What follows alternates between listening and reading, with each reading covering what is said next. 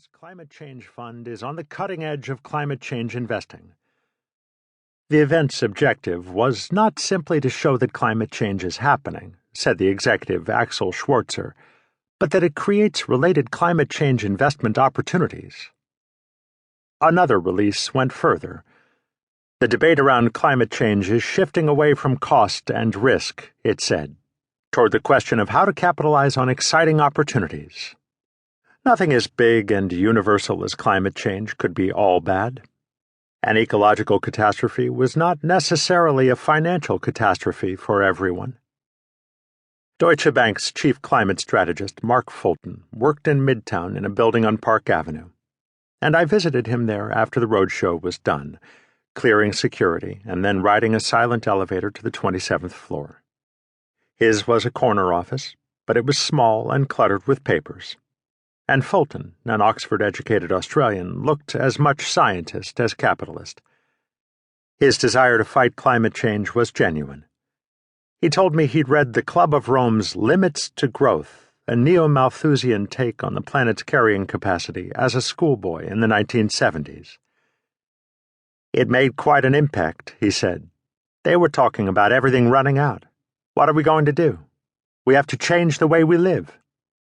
Instead of working for Greenpeace, which he'd considered after graduation, he became a stockbroker, then an analyst, and he'd eventually helped Deutsche Bank identify global warming as a megatrend that could generate profits for decades. It's always helped me, climate change, in my career, he joked.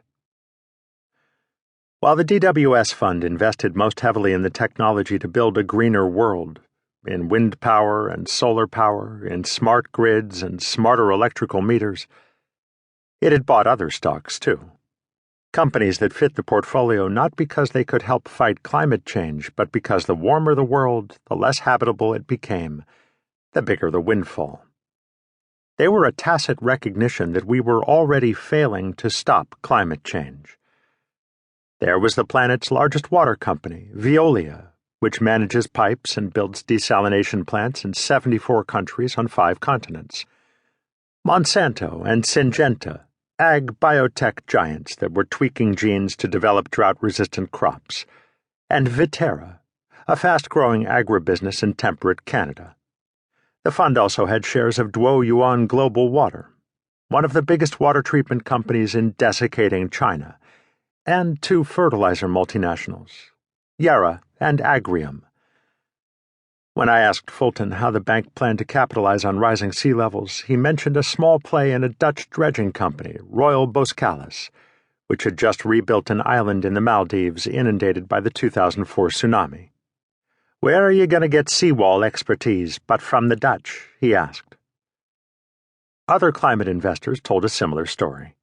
They bought clean tech, green tech, the building blocks of the new low-carbon economy, but they were also starting to hedge. In London, the Schroeder Global Climate Change Fund was investing in Russian farmland. Cheap, fertile soil suddenly made dear by milder winters and drought-fueled global food crises. And its manager was taking the logic a step further, buying stock in supermarket chains such as Carrefour and Tesco. If climate change will be a negative for crop yields, he told me, then people will just have to spend more on food. Retailers are a clear beneficiary.